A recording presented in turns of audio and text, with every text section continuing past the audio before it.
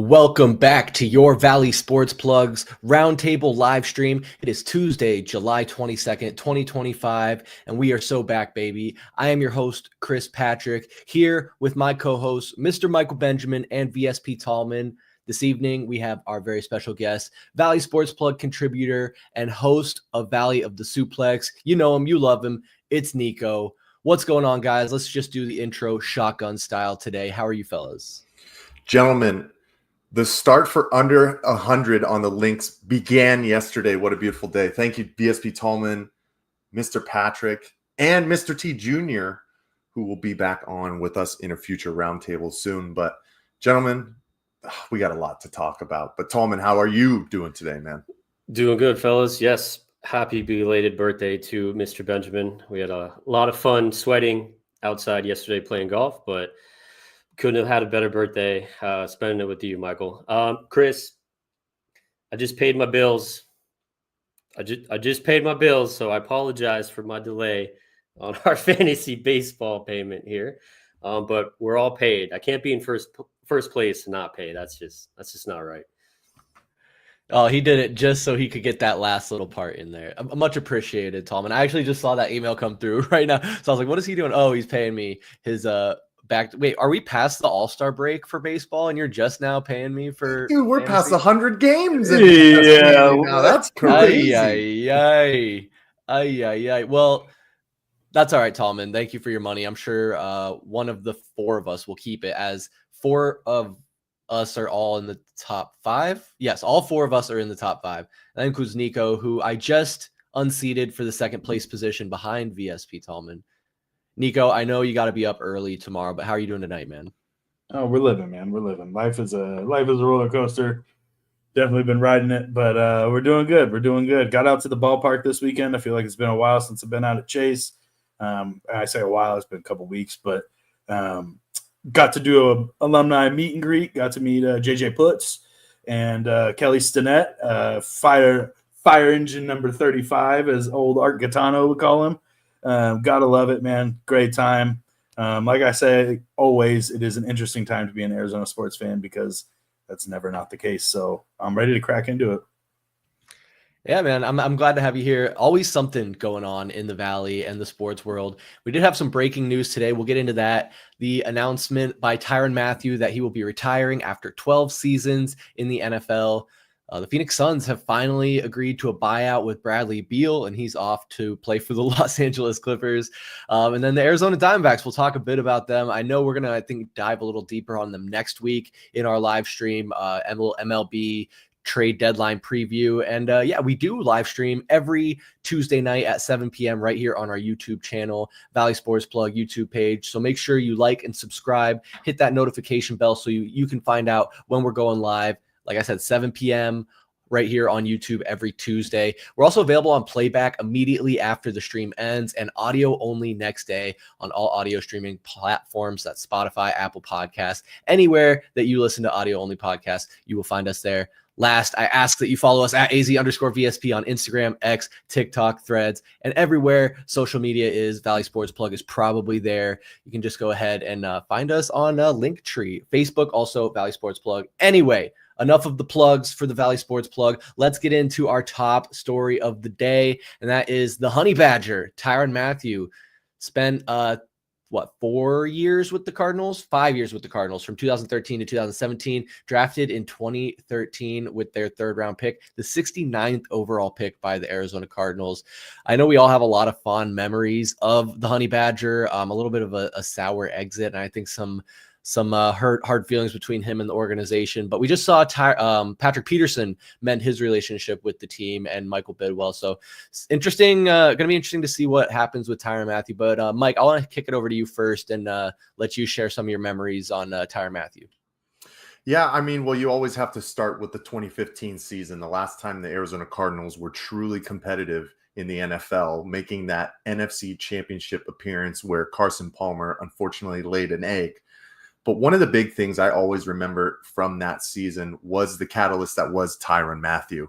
And when he went down with that ACL injury against the Philadelphia Eagles, when we clinched the NFC West, you could feel almost a deflation overall from that team. And it carried over into the playoffs, gentlemen. You think about that incredible game against the Green Bay Packers where the Cardinals basically almost give that away, and they give up 2 Hail Marys to Aaron Rodgers, and then Larry Fitzgerald has an absolute moment for the franchise. But, not having Tyrann there, who at the time was just absolutely making plays like his hair was on fire all the time, you could feel it. And he was one of those guys where, there were question marks from him coming out of, his time at LSU. He was an all-time great, I would say, for the Tigers, but, there's a reason he fell to the 3rd round. But when you give those kind of guys an opportunity, and he promised us that he was going to prove the doubters wrong, if you would say that. And I think he totally did. In his time with the Cardinals, 283 solo tackles, 4 sacks, 11 interceptions in just 66 games. I mean, he played over 14 games, I think, for the 5 seasons. He played in 10 due to injury for 1. But I will always think highly of the era of Tyrann Mathieu, because it truly was the last great Arizona Cardinals era where we were competitors consistently for a couple of seasons. And we're very hopeful for what's coming this next season and beyond with Jonathan Gannon. But man, absolute hats off to Tyrann Mathieu. I don't know. I mean, I don't think we'll find him in the Ring of Honor, but you have to consider him as one of the best to ever do it for the Arizona Cardinals. Yeah, I'm going to kind of piggyback off Mike here. Dude, the Cardinals had like a long history of having like hard-hitting safeties, strong-nosed safeties. We had Aeneas Williams, Adrian Wilson, and after Adrian Wilson, there was a small gap, I believe, and we took a chance on a dude who liked cocaine. It's a very un-Cardinals move to take the chance on a guy with a character flaw, especially as early as they did. I think it was the 3rd round, if I'm not mistaken. But like, man, for me as a Cardinals fan, you saw what he did at LSU, right? You kind of were like, hopefully this dude comes in, and if we can get even just a little bit of what he did at LSU, that would be awesome. We got all of what he did at LSU and more. I think the Tyrann Mathieu that we got, I mean, you think about how close he was with Larry Fitzgerald. They had a like rock solid relationship. And I think Larry did a lot for Tyrann. I'm sure Tyrann probably did a lot for Larry. I mean, we had the 2015 championship run, the NFC championship run. Tyrann Mathieu was a huge factor in that whole thing. You don't get safeties like Tyrann Mathieu anymore, I feel like. There was like a breed of safety, Bob Sanders, your Adrian Wilsons, your Tyrann Matthews, the guys that were not afraid to leave their feet and make a big play when a big play was needed to be made. I'm pretty sure, if I remember correctly, he poked the ball out of I can't remember the team, but it was like at the 1 or 2, and he was like saving a touchdown. And it was like a last second like dog play that only that type of player makes. I have nothing but respect. I agree with Mike. Like, unfortunately, because of the exit, I don't think we'll see him in the Ring of Honor. But like, 32 has to be considered one of the best ever to put on that Cardinals jersey and helmet, like positionless. I don't care what position you talk about. When he came onto the field, he played with heart. He played with passion. Cardinals fans got behind that because it wasn't fake, and that translated on and off the field, I'm sure. Oh, guys. I mean, Honey Badger, Tyrann Mathieu, talk about a home run, 3rd round pick. Taking a chance on the guy when, man, he had a lot of issues in college. He did like smoking a lot of marijuana. There was a lot of concerns getting dismissed from the team, but I mean, thank God, they went ahead and took a chance on him because he immediately came to town and he was a fan favorite. I mean, he was a guy that was always super fun to watch. Again, like Niko said, somebody that left it all out on the field, somebody that would probably fit pretty good on this Cardinals team right now in 2025, where Gannon's looking for these guys to play with some violence. But hey, great career for him. I always forget that he was on the Chiefs. Did he win a Super Bowl with the Chiefs? He did, huh? So good for him. That's good.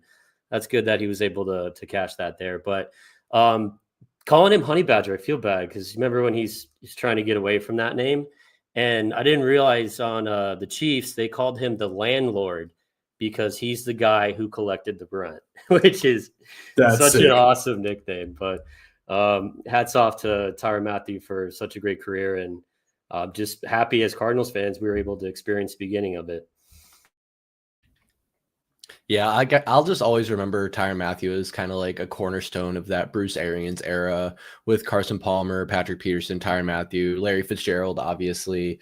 And it is like easy to look back on that time with rose tinted glasses because, like Mike said, that was the last time the Cardinals were really good. But it does kind of suck that in common Cardinals fashion, I guess, players end up leaving disgruntled and not saying good things about the organization on their way out. But I would also agree with you guys, not to just, parrot and echo everything you guys say, but I don't see him in the Ring of Honor or the Cardinals Hall of Fame because he just didn't have that lasting impact, wasn't here long enough to really stand out in a way of a guy like a Patrick Peterson would. But Mike, I know, I think you had a pretty fun Tyrann Mathieu story you wanted to share. I think I know which story. Yeah, I do. But first, I do have to tell this. Tallman and I were in State Farm Stadium this past Saturday, going to the Morgan Wallen concert with our ladies. And at one point, Tallman kind of touched me on the side and said, "Hey, look up there." And it's where we have all of our NFC West banners and championships that we don't really have, right? And the last one that's up there is the 2015 NFC West Championship. And that honestly started bringing back so many memories of that time. Patrick Peterson, Carson Palmer, David Johnson. And the main one that I thought about, guys, was Tyrann Mathieu. So it's crazy that this comes out right now, basically almost on the eve of training camp. And total congrats to Tyrann. But I'd be remiss if I didn't tell the story of me and Jack, the Miz, shout out Jack. We were at the Sandbar over in Chandler, which is no longer there. Rest in peace. But we were leaving, and here comes Tyrann Mathieu into the parking lot, and we see him, and we're like, "Yo, Tyrann!" He's the everyday guy, just like us, going to go get some drinks at the Sandbar. We went up to him. We said, "What's up?" And the first thing he said to us was, "Are there hoes in there?" And I was like, "Yes, Tyrann, there's plenty of hoes in there." So fond memories of Tyrann Mathieu, especially from our early 20s. Man, just congrats to him. That's an all-time story I'll never forget. And I'm glad I was able to remember it before we finished up our talk. Oh, Mike, that's not how I remember you telling the story. I remember you saying, "Yes, Tyrann, there are plenty of respectable young women in there." Yeah. That's what you said, right? Yeah. That's what I said when I was 23 years old. That's right. You sat him down and told him that we don't disrespect women. That was what the conversation at the Sandbar was. But the night Mike set Tyrann Mathieu straight. And maybe, just maybe, there were no more respectable women over at Sandbar, and that's why it's closed now. But yay. You could be onto something there. I'm sure there's a lot more reasons other than that. Oh yeah, but shout out Tyrann, man. It's awesome. Hell of a career.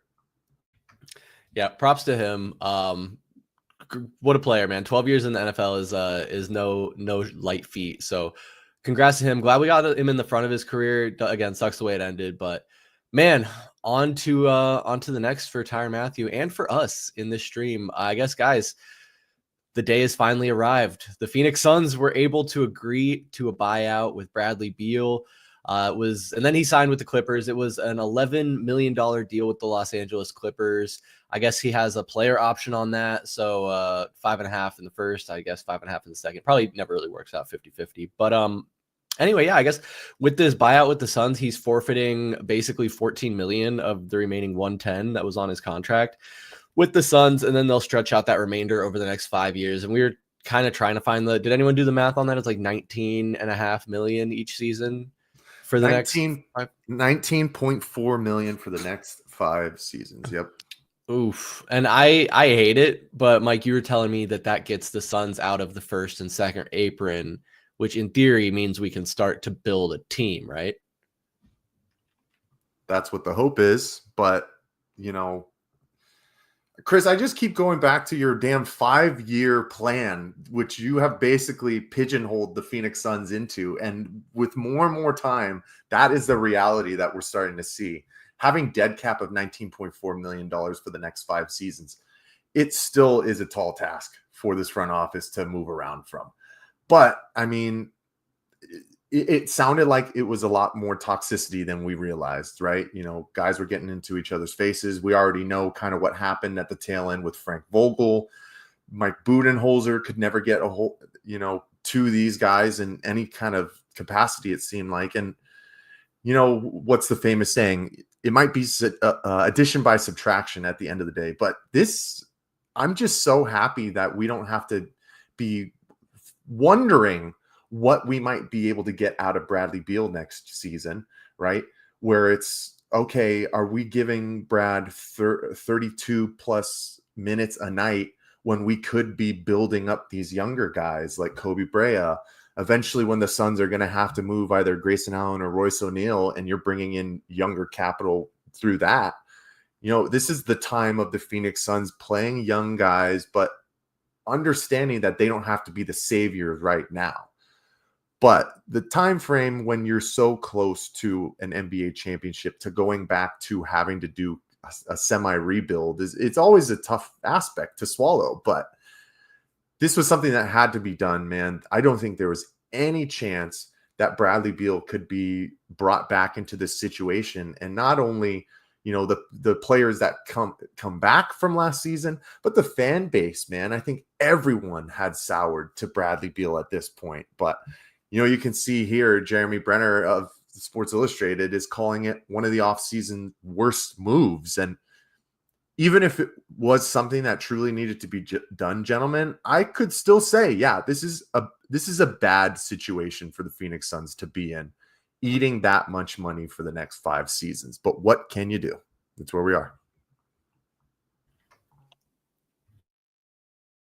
Yeah, guys, I really appreciate both Chris and Mike kind of breaking down the numbers here, because as everybody knows, I'm not the numbers guy here at VSP. That's not my role. My role is to be the emotion, the gut, the feeling. I have my ear to the ground. I feel what the city feels. And let me tell you, when I woke up and I saw Bradley Beal was bought out, the absolute joy that overcame my body, it started in the very tips of my toenails, and it ran all the way up my spine to the very ends of my hair. And I said, today should be a national holiday. We should have a fucking parade. I can't believe it's happened. And what did I do? I scrolled 2 more posts down, and I saw Bradley Beal's post. And all of that feeling left my soul. And all I wanted to do was run him over with a vehicle repeatedly, back and forth and back and forth. I don't know why athletes in Minecraft. In Minecraft, theoretically, allegedly, in GTA, I would create fucking Bradley Beal and run him over. Unbelievable that this happens to Arizona sports fans. If you are an athlete in Arizona, you know that the real Arizona sports fans love you. They cherish you. We support you. We show up at fucking Fry's for you. We do all of the bullshit that you want us to do, but you want to marginalize us by fucking Sally Shreveport, who sits courtside with her fake boobies and her blonde hair, who doesn't give a damn about the team. You want to categorize us like that and then chunk up the deuces because you didn't have fucking fun here. Well, Brad, guess what? We didn't have any fun either. Tuck your dick and run, bud. We don't want you here anymore. This is some bullshit. You came here, you wasted our time, you wasted our emotions. The deuces are from us to you, dude. You're not in a position to say deuces to anybody. Go pick up that little scrappy $11 million contract in LA. I'm sure you'll live lavish. I'm sure that your bank account will be just fine. But don't fucking drag us on the way out. Like, fuck Kevin Durant, fuck Bradley Beal. There's a long list. Who was the fucking center fielder for the Diamondbacks who shit on us as the AJ Pollock? Fuck AJ Pollock too. Fuck all these dudes who want to shit on Arizona sports as they walk out. That's horseshit. Brad, you're better than that. We thought you were a better person than that. Just because you shit the bed and your body gave out on you, that's not our fault. That's your fault. Be a better person. That's shitty. I'm done. Well said. Well said, Niko. I can't necessarily say I disagree whatsoever. Here, let me see if I can share this. It reminds me of like I agree with basically everything you said. I think it's smug, and honestly, like it was kind of like a good riddance thing. Oh, there we go. It was gone. It reminds me of this picture towards the end of last year in a game against the Warriors where Steph Curry drills a three, and this is Brad Beal's reaction. Like, he's just out there having fun. He's just out there having fun, guys. He doesn't give a shit. And that like sums up his whole time. Like the Deuces post, like that's how you find things like this on the side of the road in downtown Phoenix after a Bradley Beal bobblehead giveaway. I didn't do this to this bobblehead. I didn't go to this game. I found this after a Diamondbacks game. And if anyone's just listening to the audio, I'm holding up a bobblehead that had the head ripped off of it. And there's supposed to be like an easel here that says Fry's Food and Drug. That's why he's holding paintbrush. A disgruntled fan defaced this bobblehead and left it on the side of the road because that's how the fan base feels about Bradley Beal. We got the VSP baby. It's Nash. Special guest. No. No. Nico, no. You're starting her on the trend. Let's go. See, all my homies hate Bradley Beal. Even the babies hate Bradley Beal. It's good riddance, but my goodness, the numbers, him feeling like he won or something with the Deuces, and like he did win, like he fleeced the Suns, got a ton of money, still gonna get to play next year and still make money double dipping. I don't know, Tallman, what were your reactions to the buyout here? Yeah, I mean, it's hard to follow up Niko there. I mean, my goodness, man. I love the emotion there. I never thought this day was ever gonna come. I mean, if you guys remember, what was it, 3 months ago, we're talking about what the idea of waiving and stretching it. It's like, but why? If you're gonna pay him, just might as well just keep him around. And then the no trade clause, it just seemed like this team was never going to get out from under his contract, was going to continue to be held hostage. And then, I mean, here we are. I mean, now he's going over to play with the Clippers. Man, that is an old basketball team. They just signed Chris Paul, right? You got Kawhi, James Harden. It's like, I don't know if they're going to be able to put out a full starting five. All those guys are going to be hurt. But, I mean, okay. So you're right. You said that Bradley Beal won. He did. But what I like about this move is this is what the franchise thinks of Bradley Beal. They're going to pay him $19.4 million to play against them, right? I mean, that's got to feel pretty shitty as a professional athlete going out, but obviously he doesn't care. I mean, he wouldn't move from that no trade clause, didn't care about what people thought about it or how his family was being treated, right, in the stands, because there's a lot of hate coming from the Suns fans, which maybe isn't fair at the end of the day.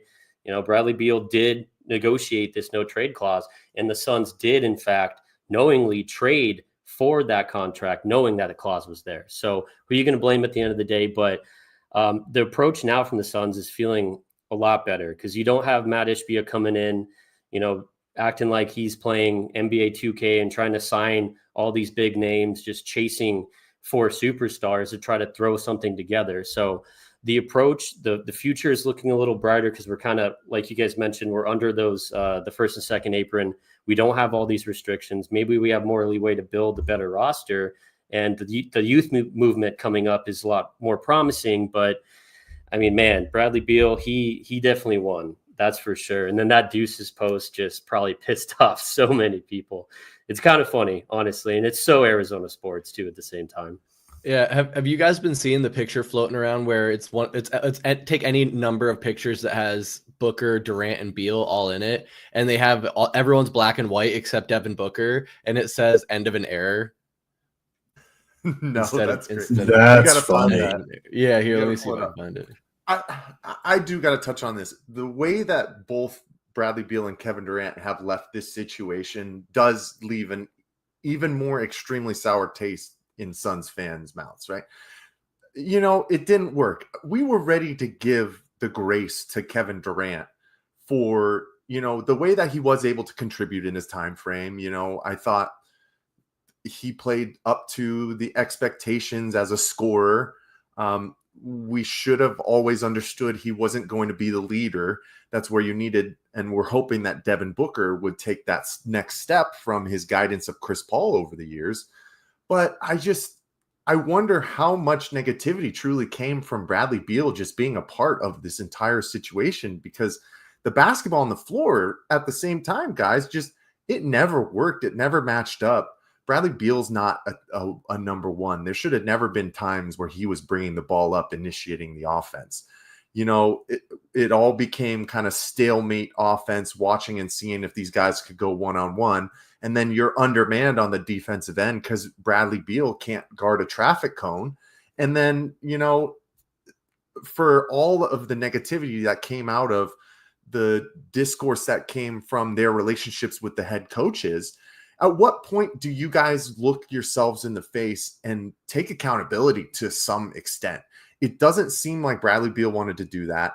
And honestly, it doesn't seem like Kevin Durant has done that or wants to do that in his entire NBA career. So for them to kind of throw punches at different fans through posts, or Kevin Durant just responding to people, I know that you kind of want to back yourself up at some point, but holy crap, dude. Like you guys had a horrible past 2 seasons. You didn't win a playoff game. Take it on the chin and move on with a little bit of grace, but they both can't do it. And it's sayonara. It's good riddance at this point for sure. It was always good riddance to Bradley Beal, but now it is for Kevin Durant, and that sucks, because I wanted to kind of think about it in some fond memory. But now the only way that you can think about this era, the past 2 seasons, is absolute travesty and some of the worst basketball that we've seen from this franchise's history, even if the records don't portray that. That's just where we are now. But it's great. It's over. Now we get to move forward. And honestly, guys, it's crazy how fast the sports world moves on. Arizona Cardinals training camp starts tomorrow.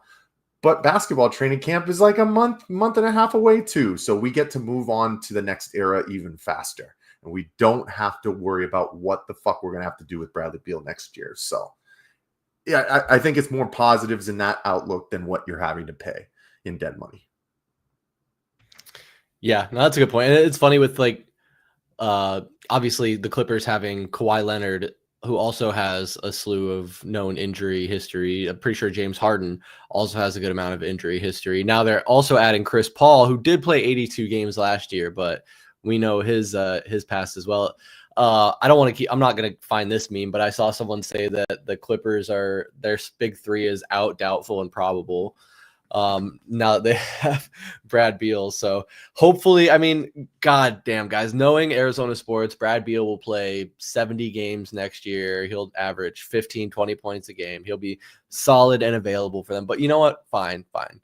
But Mike, just to go back to what you said there, I would agree, Kevin Durant taking what a few people say on the internet as reflective of the entire fan base is just absolute, childish behavior, and he knows better. He's just being willfully ignorant to it, and thinking that even though it's funny when people spout off to him on Twitter or Instagram, only a small amount of people are going to see it. But when Kevin Durant says something about the fan base broadly on Instagram or Twitter, it's going to have articles written about it, and the everyday fan they're going to end up hearing about it. So it's kind of like a one-way street in that regard. Kevin Durant has his little echo chamber, but he doesn't realize that the things he says makes it outside of that. So I don't know if he really feels that way about Suns fans broadly, or if it's just that segment that interacts with him online. But yeah, fuck Bradley Beal, man. Whatever. He can feel some type of way about the fans not wanting him, but if he's objective about it, which he clearly isn't able to be, I'd feel bad if I was perpetually injured and just not available and promised to be this next savior, part of a big 3, only to come in and be less than a role player on a team. It's just leave with grace, go to your next paycheck, your last job, make your 11 million and call it a career. I don't know. But again, this was one of those things I think we talked about a few weeks ago, where it's easy for me to say, not being a millionaire or, having to make these decisions. But yeah, good riddance, man. Bradley Beal's gone. But Mike, decisions are going to have to be made for this roster now. I mean, a lot of pieces and no dominoes that still need to fall. What are we going to do with having too many guards, too many centers, not enough forwards? In the return for Kevin Durant, Jalen Green isn't the guy that the Suns wanted, is the guy that we got. Like the Timberwolves probably were offering a better return, but now this is what we're stuck with. Do you expect they're going to try and move off of Nick Richards before the season starts, or another one of the guards, potentially like a Grayson Allen? What do we do? No, I think one of the guards will end up being traded, either Royce O'Neal or Grayson Allen. I think a lot of people get hung up on the number for Grayson Allen, but it's still a tradable piece because Grayson can play on both sides of the floor to a certain extent, right? And he's been the best three-point shooter in the league the past 2 seasons from a numbers standpoint. So you have capital there to move. But as far as Nick Richards, I think he sticks around at least to start this season because, you know, what we saw from Kaman Malawach is he has a lot of growing to do, right? He's going to have to understand the big man nature of the next level and playing in the NBA. He was getting stripped a good amount within those 4 games. You know, they also didn't play him in back-to-backs, it seemed like, during the summer league as well. So that's fine. You're taking caution with your number 10 overall pick, but there has to be a certain point in this season where you're probably looking at, you know, past the All-Star break, getting close towards the trade deadline, where then you move Nick Richards because then you can give them to somebody as a contender who might have lost their backup big, and you'll be able to get some pieces back. And then that is the time where you can, you know, kind of take the next step with Kaman Malawach. But I mean, has the free agent period like really kicked into gear just yet, other than the beginning of the league season with all the big names going?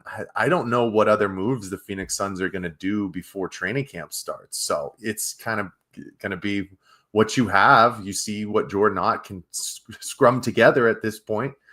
And then you see kind of where the chips will fall. But we already know what the expectations are for this team next season, which is hopefully we win the same amount of games we did this year with a little bit less talent, I would say. And, you know, then you make those moves as the season goes on. But we're kind of where we are right now, guys. And I'm still excited because we're young and fresh. We got some high flyers, and we got some guys who can actually move on the defensive end. So there's still some positivity to look forward to for the Phoenix Suns next year. Yeah, I think so. I think the Suns, with all their youth now and the amount of athleticism, I think it's going to be like that era right before we got good, where it's like they're kind of fun to watch, but they're just not quite winning as many games as they need to. I think it'll be closer to that rather than like the full breakdown Eric Bledsoe era, like rookie DeAndre Ayton style of play. Like, it is interesting though that we've been hearing Brian Gregory and Matt Ishbia, a lot of those two guys, not a lot from Jordan Ott, but all those guys just kind of talking about the identity they want of this team, kind of vaguely though, like kind of just like, oh, we want to have a tough, you know, mental fortitude. You know, we have this vision of how we want this team to look, and basically saying Bradley Beal wasn't a part of that, and that's why he had to go, and that's why we're drafting the way we are, and we're bringing in the guys we are.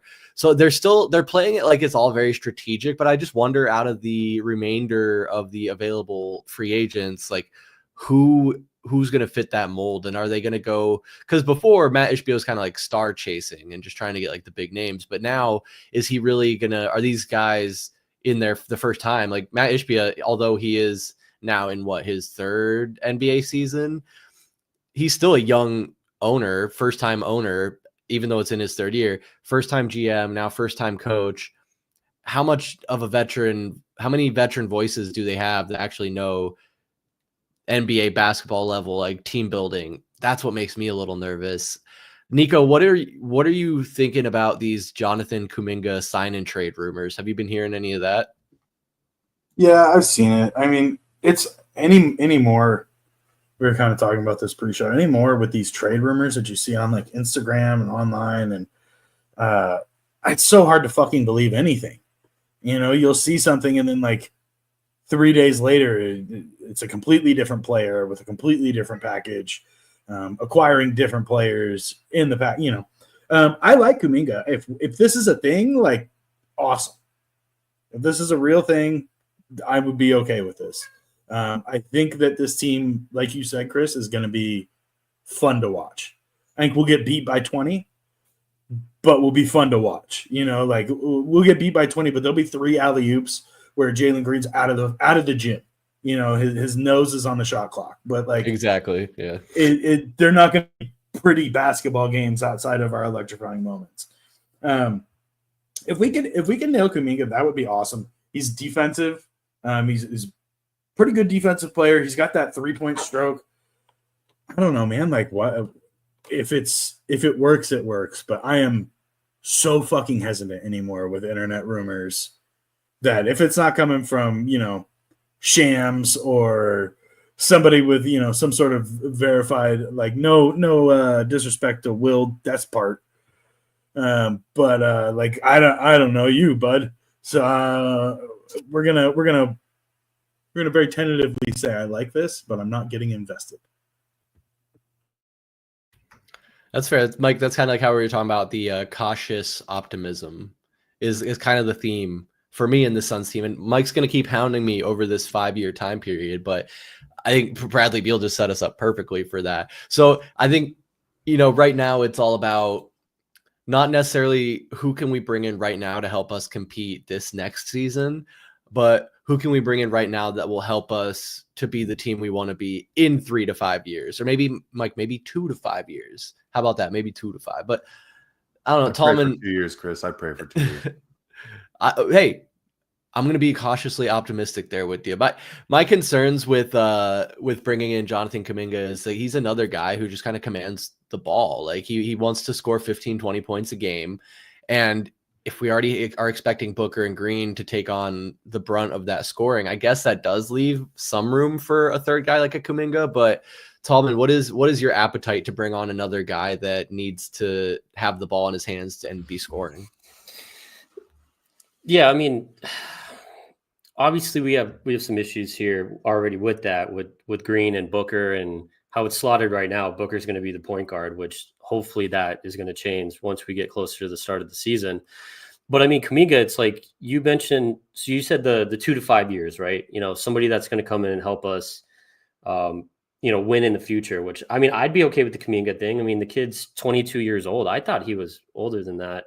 I had to look up his age there, but I mean, the size helps, but then it's like, because if you think of what our starting 5 is going to be, obviously we already know the expectations are low, but it's like, is Ryan Dunn going to get his full fair share of minutes, full run this year? I mean, I don't know. It's hard to know what the identity of this team is going to be. And then, I mean, you would expect there's going to be some more moves here, but the thing with the Kuminga, it's like, what are we going to give up that any of these teams want? I mean, there's nothing, like, we don't have any we don't have any picks, right? So, I mean, obviously this would have to be like a multi-team trade, but what are we going to give up that somebody wants so that we can sign, Kuminga and bring him to Phoenix? But I think it'd be a good move and definitely part of the youth movement, right? But there's concerns about the demand for the ball, though. Yeah, I mean, there's only so much love that can go around, but honestly, like if you can get a guy like Kuminga, I don't think you would discard that opportunity to even have that piece to do something with later on, because it sounds like he wants a longer term deal. But Mike, there's some other free agents here I'm looking at this list, and maybe I can pull this up real quick so we're all on the same page here. These, according to Sport Track, this website, according to this website, this is the available free agents remaining. And let me see if I can make this a little bigger for the class. You got Malcolm Brogdon, Chris Boucher, Al Horford, Gary Payton, Trey Lyles, Josh Giddey, Jonathan Kuminga. Now that I've zoomed in, you can kind of see some of them. So Josh Giddey is a restricted free agent. Jonathan Kuminga is restricted as well. That's why you would have to do a sign and trade. And for anyone who doesn't know, basically, I'll mansplain it to you real quick. A sign and trade would be when the Warriors sign Jonathan Kuminga and trade him to the Phoenix Suns immediately, where it's all agreed upon beforehand, where, hey, I'm just signing with this team so they can trade me and still get something back because I'm a restricted free agent. It's the only time that ever happens. But Yeah, I don't know. Russell Westbrook, a few vets on here. Mark, you want to bring back the Morris brothers? DeAndre Jordan, I don't think he's going to play. Taj Gibson. Seth Curry is a name I've heard kicked around, not necessarily for the Suns, but just in general. Old boy Cam Payne, Monty Morris, another former Sun. Mike, are any of these names jumping out to you as guys you'd want to see back in the purple and orange? Well, obviously you have the big names of Jonathan Kuminga. I would put Josh Giddey up there as well. I think an interesting one for me, because I don't know if the market would command it crazily, and I want to start building out that power forward position a little bit more, would be Precious Achiuwa. I don't know how much he moves the needle, but the stark reality of where we sit here, guys, is we're under the apron right now, but we are just barely, because Jalen Green's contract is a pretty hefty load as well with Devin Booker. And then you have to think of, after the next, 2 seasons, then Devin Booker is going to be garnering $75 almost $1 million per season. So if you're getting any of these big name guys, they're going to be getting a bag. Josh Giddey is going to get paid after what he did the last season in Chicago. And Jonathan Kuminga, I think, is still going to get a hefty number. But man, it's time for him to try another situation with Golden State. I feel like they gave him so many different opportunities and he was able to show flashes, but with Steph Curry on that roster, it's hard for anybody to really kind of cement themselves other than somebody like Jimmy Butler, who has his notoriety already built, right? If you're coming into that situation in Golden State, I think Draymond Green even kind of talked about, 75% of the offense is run through them. Run through him specifically. So if you're supposed to be growing as a offensive, powerhouse, which I think Jonathan Kuminga could be, you got to find somewhere like the Phoenix Suns where he's going to be given ample opportunities to play 30 plus minutes a game, contribute in a high level for maybe not a winning team just at this moment, but he's so young. He's going to have time to blossom, I think, in whatever situation he finds himself in next. But I don't want to be living in the aprons right now, guys. Like, we just got out of it. We got to stick for at least a season to see, what moves they can make with the abilities that they now have. The minimum exception level players, being able to trade for contracts outside of having to be dollar for dollar matches and whatnot. It's something we haven't done for the last 3 seasons. So see where you can maneuver with the group that you have right now. And if you see a light at the end of the tunnel, maybe next season, not this upcoming one, but the season after that, then you can start getting a little bit more creative with these restricted free agents through signs and trading. And then if you want to live in the apron again, you can. But I think for what this front office and this team has done the past couple of seasons, it's a reset that you need. So don't blow the bag all completely right now. Yeah, and I agree. That was a really elegant way to say that, Mike. You kind of put my jumbled thoughts, put words to them, so appreciate that. Yeah, don't blow the bag right now. Don't spend a bunch of money just to be mediocre. Like, we know this isn't a championship team this year. It's probably not going to be a championship team next year. But in 27, 28, maybe. You never know. That's when it's more realistic that it's going to be the case. And that's when you spend the money. I mean, honestly, though, Mike, can I be honest with you? We're not going to be in a championship window again until we're done paying Bradley Beal. We can be competing again, but we're not going to be contending again until after we're done with that Brad Beal money. And we're going to have to get some young pieces. We're going to have to start developing talent, because the old school route of just signing the best free agents in the league, it's over. And the Oklahoma City Thunder is the new mold for building a young team and building it from the ground up, built versus bought, right? Niko, there's one free agent though I just saw on this list that I wanted to ask you about, because I have heard the rumblings, and I hate that I keep kicking it to you, but I know you're tapped in on this stuff, so you've probably heard the same rumor. One Benjamin Simmons signing with the Phoenix Suns, the point forward. Fuck this, dude.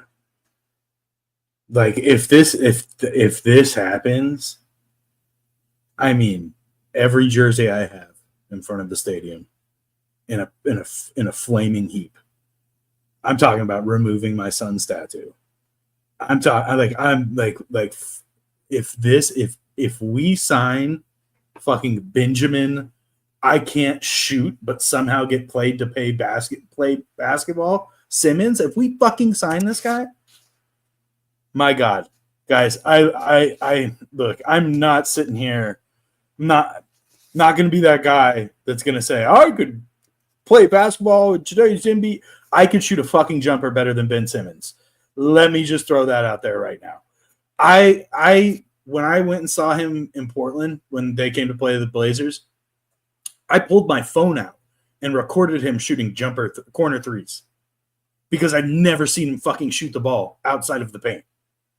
It was absolutely alarming to me. I took the video and I sent it to my social media and I said, somebody help this man. He's obviously hurt his head. He's shooting the basketball. Dude, we can't do that. I mean, like, look, I get it. All the pros of Ben Simmons have been the pros of Ben Simmons his entire fucking career. He's long. He's got good size. He could be a defensive option. I don't fucking want him anywhere near my team. I don't want him. No, thank you. I'm really glad that we're testing my blood pressure tonight, gentlemen. But like, Jesus fucking Christ, like if Ben Simmons signs with the Phoenix Suns, I will be crying for the days of Brandon Knight, fucking Eric Bledsoe, and Isaiah Thomas running our organization. That is all. Tallman, I mean, I know we love to go to you for the basketball takes, big basketball guy. What are your thoughts on this? I mean, Ben Simmons, again, length, good ball handler, as Niko so eloquently highlighted, not a good shooter. Not even really good at finishing around the rim, but he is very tall for a guard forward guy. What do you think? Yeah, I mean, he could be your point guard, and if you think about it, he can't cost that much money, right? And we don't need scores, necessarily speaking. It could work out, but again, why? I mean, unless we're so desperate. I mean, to get a point guard, what's the point of bringing him in? I'd be curious to see what his price tag would be. But at the same time, look at those two names ahead of the Suns. Why the hell would he want to come to Phoenix over the Celtics or the Knicks? So if he's got multiple suitors, I doubt it would happen. Obviously, point guard wise, there's a little part of me that was thinking maybe, CP3 would come back. That would be more exciting than this. But also, there's a little part of me that wants them to sign Ben Simmons so I can see Niko freak out. But I don't see the happen, dude. They're gonna sign him just to think so. Dude, that I will have to get like a live reaction, a short or something of Niko finding out.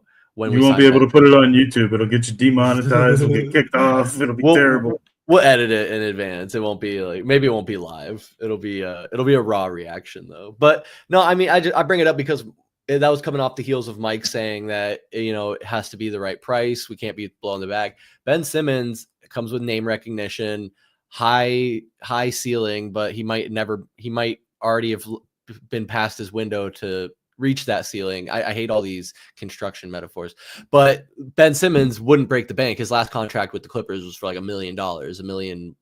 It's very cheap. You could get him for less than $2 million. So he's a guy who you could get on the cheap. You could get him for a price of a cup of coffee, Chris. I don't want this dude near my fucking team. Oh yeah. Dude, I mean, hold on. I will say it is crazy to think about the fall off of what Ben Simmons has done. Because if you look at his career, I mean, the first 4 seasons with the Philadelphia 76ers, he basically was on double-double or a triple-double average watch for those 4 seasons. And then as soon as he was shipped to the Brooklyn Nets, he hasn't averaged more than 7 points per game. And he just has lost everything in his game, it seems like. Niko, I'm with you. I don't think adding a Ben Simmons to this unit, I mean, what is it going to do? Like, are you trying to, Are you trying to help grow these young guys? But is Ben Simmons that type of player? Like, is he taking anybody under his wing? Like, or are you just doing it because he was once a name and you still want to, have people buying tickets to go to PHX Arena, not just because of Devin Booker? I think you'd get a lot more Suns fans to be like, oh, Ben Simmons, do you think this guy could do anything? But then you're putting yourself in, I wouldn't say the same situation as Bradley Beal, but Ben Simmons is who he is, right? Bradley Beal was who he was. He could never stay healthy. Why did we expect anything else from that? So I would say if we were to sign Ben Simmons at this point in his career, you're going to get 3 points a game, 4 assists a game. He's not going to really play that much defense on one side.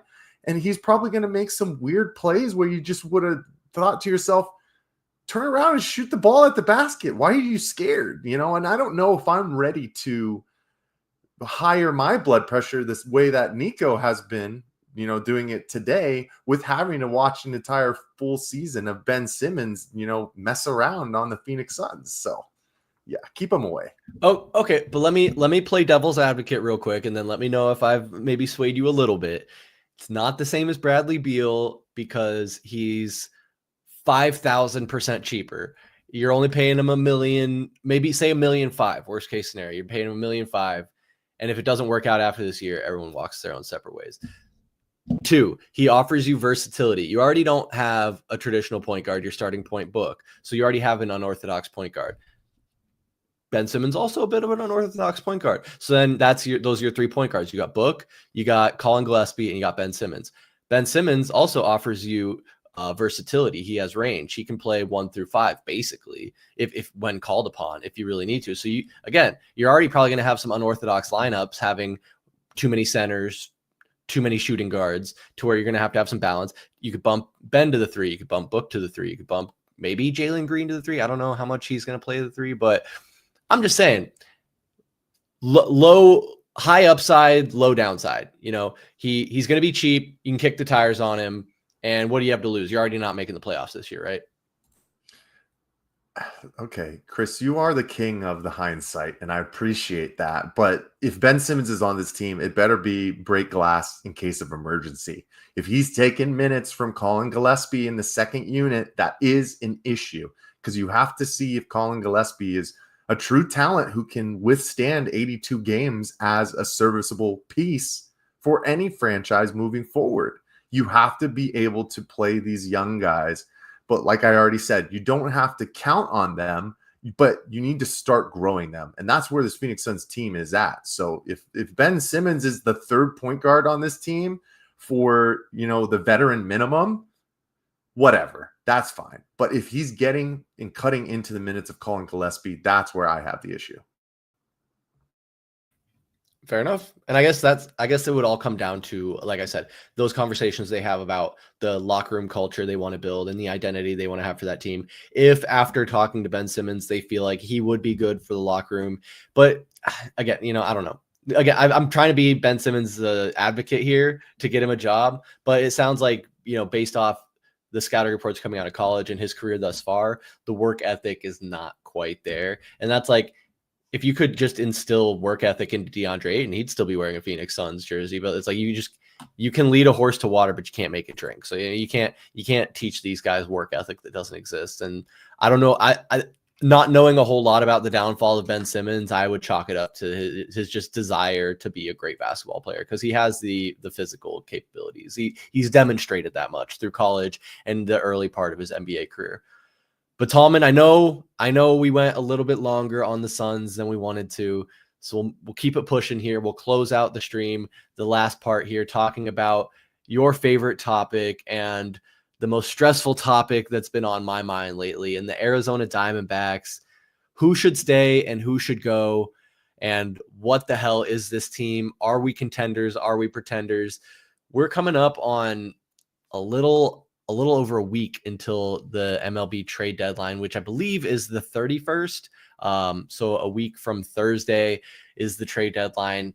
Man, I can't decide if the Dbacks should sell or if they should buy. They're getting swept. They're being the ones sweeping.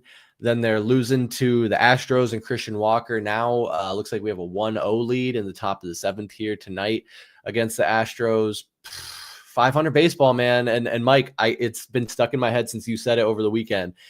Mike, I don't know if you want me to air this out, but you said the Diamondbacks are the quintessential 500 baseball team. And I think they've proven that. So what do you do with the 500 baseball team, Tallman? Do you buy and go for a wild card push, or do you sell and start building for next year?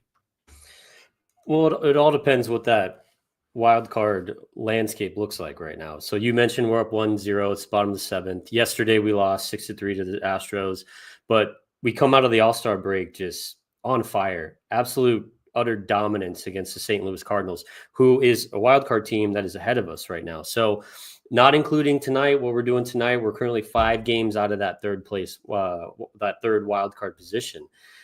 I mean, we're 50-51. If we hold on tonight, guess what? We're back to 500 again. And you're right. If you look at their numbers on the road versus home, we're like 500 on the road, 500 at home. It's a really strange season, and it's a strange baseball team as well. But say we hang on tonight, we're back to 51-51, and it still looks like we're going to be 5 games out. So, I mean, we have July 31st, so we have 1 more game tomorrow against Houston, 3 against Pittsburgh in Pennsylvania, and then we have 3 against Detroit in Detroit. So what's that? We got 7 games. I mean, guys, given the consistency of this baseball team thus far this season, you can blame it on whatever you want. Lack of buy-in, injuries, whatever. We just were not what we were supposed to be this season. I mean, the amount of expectations I personally had for this team, it's impossible to even describe at this moment where we stand. But do you think that front office is betting on this team to go 7-0, which that 6-1 maybe? I mean, that's probably what it's going to take to be in a position where you feel good about buying right now if you're in the front office. It's just, this team is so inconsistent. It's like we could lose 10 straight. You could go all in, buy, lose 10 straight. Gino walks for nothing. Gallen walks for nothing.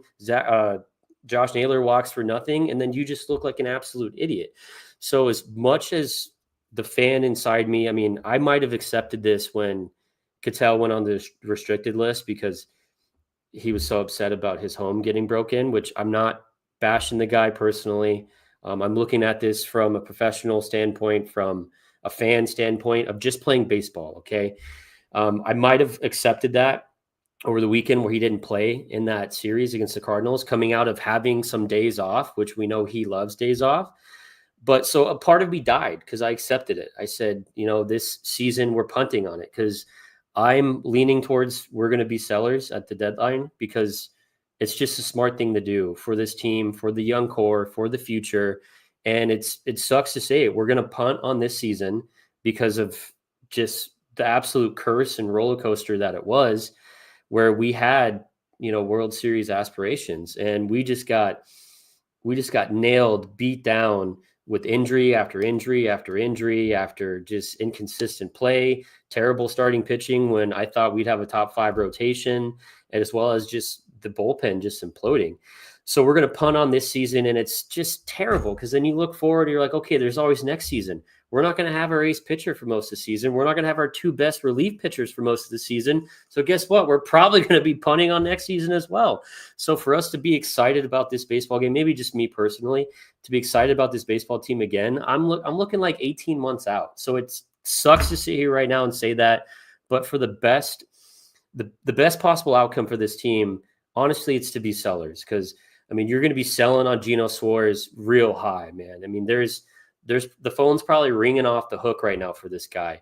I mean, he hit 36 home runs. I mean, he's had 3 multi-home run baseball games like the last 5 or 4 or something like that. It's just crazy. And he's 34 years old, so you don't expect him to get a big chunk of money from the Dbacks when you look at the young core, the way we're trending. You look at Josh Naylor. I mean, he's going to command a lot of cash, guys. I mean, I don't know if this team is going to have the money to pay him. I mean, but if I wanted any of the 4 guys, the big names, obviously it's Gino, Naylor, it's Merrill Kelly, it's Zach Gallen. If I could pick one of 4 to stay, it would be Josh Naylor. I mean, he's come out as a clear captain on this team, a clear leader. I mean, he's only 26 years old and he's a hell of a baseball player. So that would be the guy you'd love to see him stick around. But even then, I mean, he we knew when we traded for him, he did not have a lot of years left on his contract. So that's another guy you're going to get a lot of good prospects back. And then Zach Gallen, it sucks that he's been so terrible this season. I mean, a couple starts ago, you thought he found it out because he was starting to look like the old Gallen. But I mean, last night he had what did he go, 6 or 7 innings? His ERA was 9, like a flat 9. And then you look at amongst qualified pitchers this season, he has the worst ERA of any starting pitcher. So it's like, damn, you're not going to get a lot for him, but he's not getting re-signed next year by this baseball team. And then Merrill Kelly, it's like, that's one guy you would think, at 36 years old, maybe he will do some type of hometown discount. Maybe we can sign him for 2-3 years, give him a good little paycheck. I mean, but if I was a team calling for a pitcher right now on the Diamondbacks, it'd be Merrill Kelly, because he has absolutely been dealing. But I don't know. I know we're kind of all aligned here. The alignment is huge here at VSP, where you'd be lying to yourself if you're saying this team isn't leaning towards selling. And it's a sad day. It's a sad day for me to say that.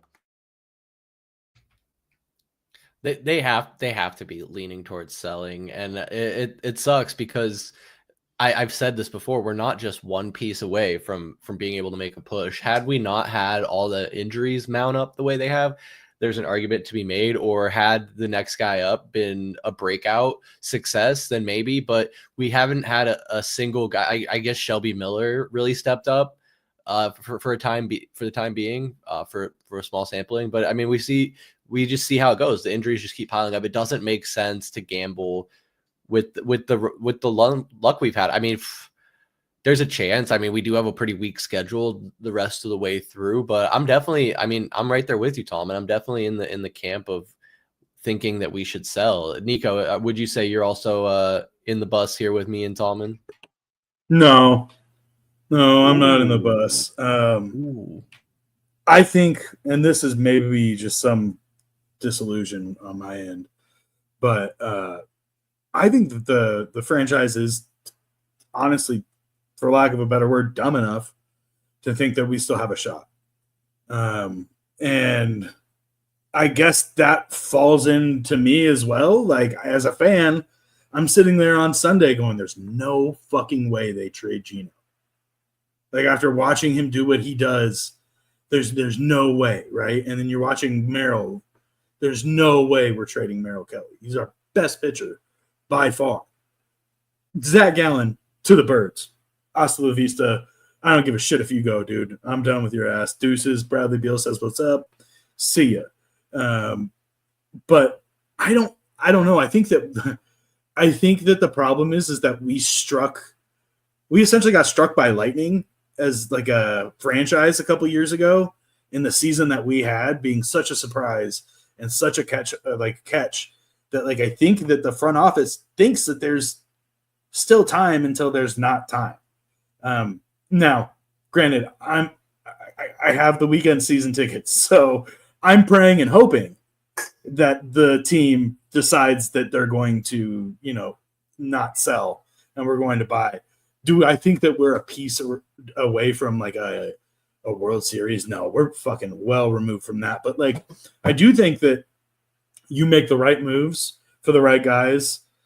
I think that we have every chance in the world of sneaking up into that wild card spot. And as Mr. Benjamin likes to say, all you got to do is get into the dance. You just got to be there. So if we can just be there, who knows what this team does? But that's, I don't know. I'm just being very, very uncharacteristically optimistic about the Diamondbacks. But like, I don't know, man. I don't know if we're gonna get one of these again anytime soon. And it sucks. It sucks that us as the fans don't get to go to the ballpark when the Phillies come to town and we get to troll them. Probably for another 3 or 4 years, realistically, if this continues to spiral. But Tallman hit it on the head, man. We came out fucking smoking hot. Like that series against the Cardinals, I was sitting there going, oh, we're back, baby. Like, all we needed was time.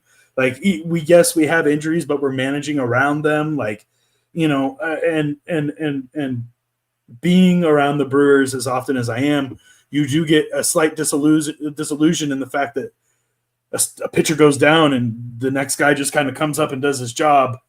That's what's happened in Milwaukee all season. It hasn't happened in Arizona all season. But yeah, man, I long story short, I think we have a shot. It's a very hot take, but I think we have a shot. Wait, Niko, show it again. It's so shiny. Oh, baby. I love hearing the full view from somebody like you, Niko, who is in the ballpark consistently on weekends, and you get to, see what's really happening on the diamond up close and personal. And you get to feel kind of how fans are reacting to, this team and where we sit right now, which, like I said, Chris said it, it's the quintessential 500 ball club. The last experience I had in Chase Field was for Geraldo Perdomo bobblehead day, where Brandon Pfaadt had the worst outing of his career and didn't record an out. So that's like my lasting thought as far as seeing the full product on the field in person. But, I love that we swept the Cardinals. That's great. But I will say, for the eternal optimist that VSP Tallman is in regard to the Arizona Diamondbacks, he came over to my house this weekend, and what did he put on my calendar on July 31st? That the Diamondbacks season is over. Gentlemen, I'm not going away from this. It's done this season. And the big piece that I feel like needs to be moved as sooner rather than later to strike gold is Eugenio Suarez. No! Yes, Niko. It has to be done. 36 home runs. What is he, still second in the league? He's leading the NL, tied with Judge. I love it. I love it, Niko. But is it translating to consistent wins? It's not. And I like his play at third base. That's true.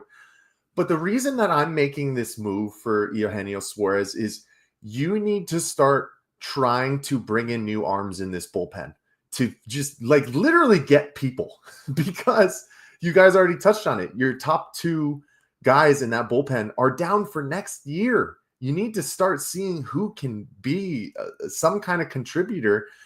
I'm not even saying for next season. I'm saying for 2027, because I'm almost going that far. I don't know if this team can compete next year with the amount of injuries that it currently has right now. But the big reason, gentlemen, and you might hate me for this, is we need to get Jordan Lawler up on this club immediately and start giving him day-to-day at-bats and playing him every day, okay? Because you have to see if he is a part of the next great Arizona Diamondbacks team. And if he's not, I'd rather know sooner rather than later. I'd rather give him 50 games this year to go through the paces and see if he can be a true major league hitter. And if not, you trade him this offseason and you start bringing in more talent to see what can move forward. And then maybe spend a little bit more, to bring in a third baseman and obviously a first baseman as well. But I'm in the camp. Niko, I hate it. I absolutely hate it. I got Gino's bobblehead right here, courtesy of you, because he's my guy. I love Gino Suarez. I love what he's done ever since his time coming over from, was it the Cincinnati Reds? No, we got him from Seattle. He started with the Cincinnati Reds. Yeah. But this is the tough pill to swallow when you're sitting in a situation where you don't have enough pieces to compete this year. I don't think you have enough pieces to compete next year. So you need to start moving forward, and that's where I sit. You guys are going to hate it. That's where it is. I'm with you, Mike. I mean, sometimes it comes down to you got to do what's best for you, not necessarily what you want to do. So, obviously, what we want to do is keep Gino, score a lot of runs, have a lot of exciting baseball, and make the playoffs. But we're not going to make the playoffs, and we know that. So we have to do what's best for us and start building for next season. Tallman, I want to loop you back in here because I think a lot of us have probably seen this floating around today. This is from Ricky Ricardo of WFAN on Que Pasa MLB. He said there is a proposal on the table, 5 Yankees prospects, not Lombard, not Jones, 5 prospects, including Schlittler to the Diamondbacks for Merrill Kelly, Eugenio Suarez, and Jalen Beeks. And I had to look it up. I looked up the Yankees' top prospects. It was, what does it say? Schlittler there? Schlittler. He's their 11th ranked prospect, Cam Schlittler, and he's a right-handed pitcher. They have a lot of pitching prospects, which obviously is something I think the Diamondbacks would be looking very closely at. But Jones, who is it there? Spencer Jones is their number 3 prospect and outfielder. And then George Lombard Jr. is an infielder, plays second and short primarily. So those two are off the table. Obviously, the Diamondbacks have pretty good depth at those positions, so not really a shock. But what do you think of this return of 5 prospects, probably largely consisting of pitching prospects, for such a haul of not only Suarez, but also Kelly and Beeks?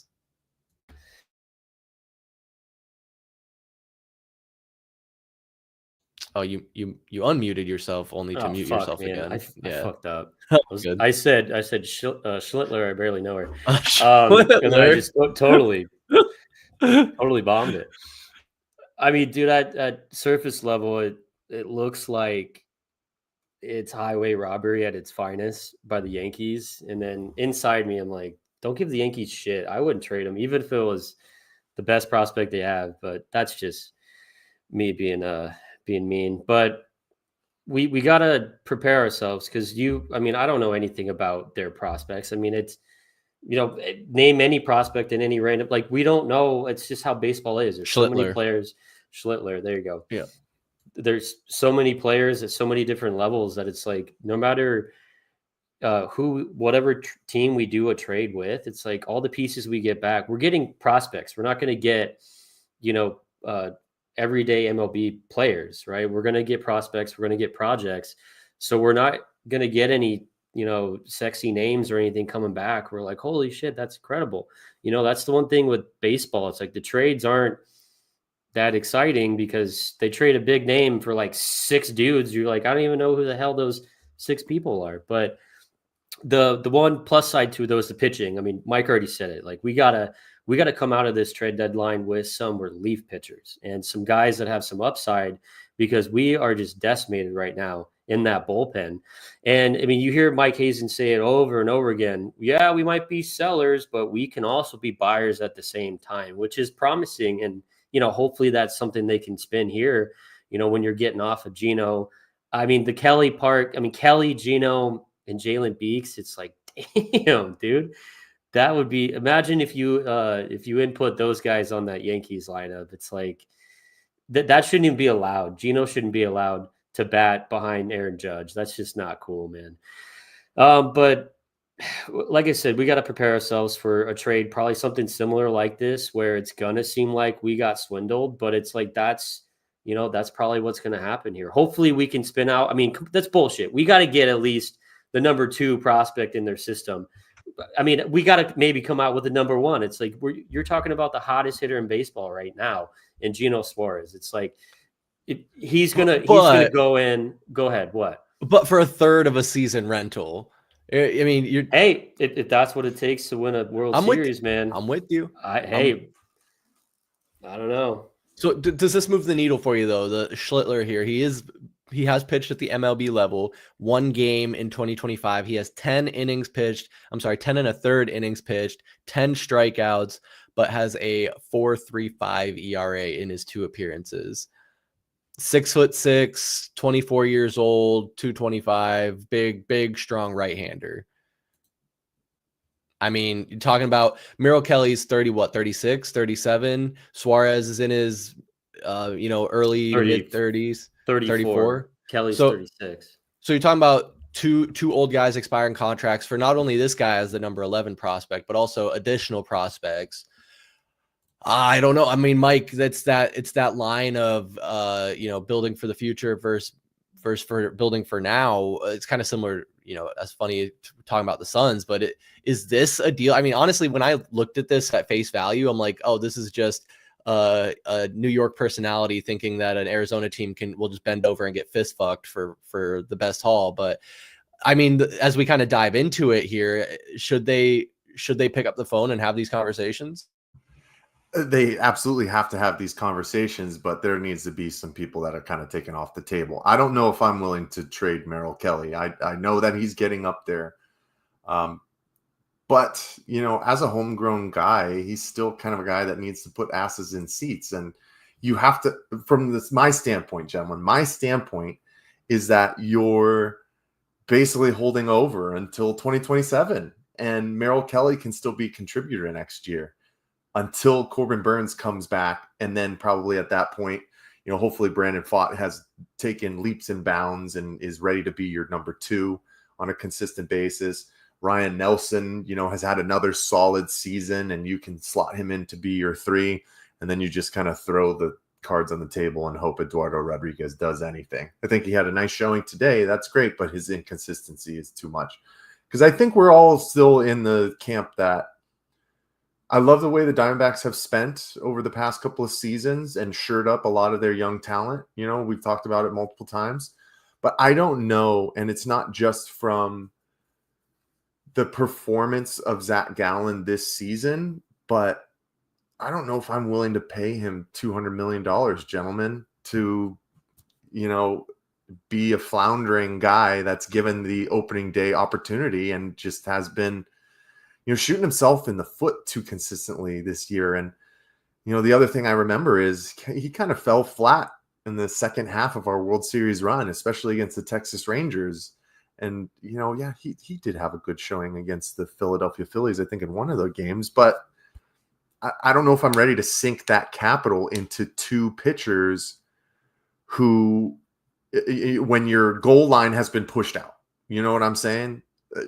I'm almost on the camp. The way that I don't want the Suns to do full rebuild, I'm more okay with the Diamondbacks taking a back seat for the next 2 seasons and getting ready to put all the chips into 2027, because there's just too many unknowns with the injuries to high-level players on this team right now. So I was seeing rumors of Zach Gallen to the Boston Red Sox, which I think makes a whole lot of sense for where the Red Sox are right now and how they finished out, the first half of the season before the All-Star break, and where they sit to hopefully kind of make a push for the AL East. But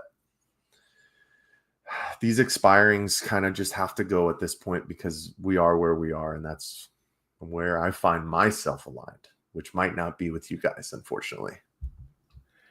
I think we are pretty aligned at this point. I think Gino, you're going to get the most for him if you trade him now, and this is your last chance to trade him, honestly, because otherwise you just let his contract expire. So if you don't trade him, you're basically gambling that by not trading him, the Dbacks are saying we expect to be in the playoffs this year. Like, plain and simple. Like, Gallen, it'll be a luxury to trade Gallen. I think I was optimistic because I felt like it was like a double-edged sword, right? Because as he starts playing better, the team will start winning his starts, and they start edging towards maybe being buyers. But also, he's also increasing his trade value, and then he pitches kind of a dud of a game, or he has a bad game, and his trade value starts to go down. So it's kind of like a fine line. Merrill Kelly, I'd be all right with getting rid of Kelly. I know a lot of fans love him, and I do appreciate what he's done here the last few seasons, but he's older, man. He's older, and as a pitcher, he's not like a super high velocity guy, but he's coming to the end of the gas in his tank. And again, a guy where, while you can still get a value for him on a team that's going to be making a push this year, sell high. I mean, we see what happened with Christian Walker. We didn't necessarily sell him, but we made the decision not to throw a bag at him, to re-sign him, to bring him back here. And he's having a down year. Yeah, he's still, Golden Glove Christian Walker, but he's certainly not Silver Slugger Christian Walker. I don't know if he ever was a Silver Slugger, but he's certainly not hitting like he was when he was wearing the Diamondbacks uniform. So I don't know, guys. Going to be interesting to see what happens next Tuesday at 7 p.m. right here on our YouTube channel. We're going to have a very special trade deadline live stream. Going to bring in some guests and talk about any moves that have been made so far, any additional rumors that have come out as we kind of get down to within the last 48 hours there. Hopefully some moves are made so we can talk about that, but if not, we'll speculate and continue this conversation we had tonight. Woo, fellas, want to go around the horn here one last time, let you guys share any last thoughts or feelings you might have. So let's start with our guest first. Niko, man, what's on your mind, bro? This is it's an interesting time to be an Arizona sports fan, guys. It's always seems like we're in a circus of some sort, in one way, shape, or form. On my mind outside of that, fucking see how the rest of the season shapes up for the Dbacks. Excited to, finish the season out as a season ticket holder. We'll see what the fucking trade deadline holds and how excited I'll really be after that. But, yeah, man, not a whole lot going on. Shout out Arizona State. Football is coming up here in around the corner. Can't wait for Tempe to activate, get everything going. It'll be nice to see if that team is what it was last year. I think there's a lot of question marks. It'll be fun to see that kind of breakdown. And football season, guys, it's right around the corner. That means your reigning, defending, undisputed champion of your fantasy football league takes the throne. And I'm not giving it away easy, boys. I'm not giving it away for shit. Mike caught lightning in a bottle in his early seasons too. So, everybody gets one, except my brother. My brother never gets any, but everybody else gets one. Niko, hopefully you can walk the walk. You're talking the talk so far. Impressive first year, I'll give you that. But thanks for coming on, man. Definitely is an interesting time to be an Arizona sports fan. And love having you on to chat about it. I guess we'll go down to VSP Tallman next for his little outro here. What you got, bro? Yeah, he just reminded us that we have to schedule this draft. Damn, it's weird. The Cardinals play their first spring preseason game in 17 days. How crazy is that? But since we got the golf bug, we got to give a shout out to none other than Scotty Scheffler for winning the Open in Northern Ireland. Won it by 4 strokes. It was very strange watching a golf tournament start at 10:30 p.m. our time. But I wasn't able to catch all of it. I don't like to get up early in the morning, but I was able to watch the last 4 holes on Sunday to watch him win. And for somebody that wins a lot, I mean, I get it. He's been there before, but he does not look very excited when he wins. But, man, is he a hell of a player. So hats off to Scotty. Hell yeah. You can always rely on Tallman for the golf updates. And I love that we're getting you into it now, Mike. So, I feel like we're definitely going to be talking golf more. I know you've mentioned to us you're consuming more golf content. So what have you been watching, though? Like, what are you going to recommend to the people to go out there and check out golf content-wise? First and foremost, if you just like a good time and a little bit of chuckles, you guys got to check out Bob Does Sports. Joey D, Bob, Fat Perez, that's great. But if you want to see some good competition, I'd say, I know he got some flack yesterday, or I think later last week. Grant Horvat, man, his doubles that he plays with Phil Mickelson are very entertaining, and it's good golf. So I don't know, Tallman, we might have a golf podcast in the pipeline moving forward, depending on if this bug sticks with me, and I feel like it will, because I just sunk a bunch of money into a new bag. But man, I've been having a good time, and like I said, I appreciate you guys hitting the links with me yesterday. But I will say I've entered my Kevin Durant year without Kevin Durant on the Phoenix Suns, and I'm just okay with it. And the Arizona Cardinals red-white practice is, August 3rd? We will be out there, so I'm sure we'll have some content for you guys on that. I cannot wait for football season to begin. But gentlemen, as always, it is a pleasure. Appreciate you guys. Yes, sir. Thank you, Mike. It is the dog days of summer. We're trudging through July into August, but the light is at the end of the tunnel. The oasis is on the horizon. Football's going to be back. Not much longer after that. Suns will be back in action in the NBA, and the home stretch for the Dbacks. It will be kind of a bummer, guys. You're right. If we do end up being sellers, which most of us think we will be, going to those games in August and September, not going to be as much fun to watch the Dbacks when they're not playing for much. But who knows? Who knows? Maybe they shock the world and they don't make these moves, and instead of being buyers or sellers, they just sit pat. But I expect some moves will be made, and we'll let you know what those moves are. Make sure you tune in next Tuesday, 7 p.m. right here on YouTube. We'll be going live with an MLB trade deadline special every Tuesday at 7 p.m. right here on Valley Sports Plug YouTube channel. Also follow us at AZ_VSP on Instagram, X, TikTok, and so much more. But until next time, I'm Chris Patrick for Michael Benjamin and VSP Tallman. Special guest Niko. We'll see you next time. Peace.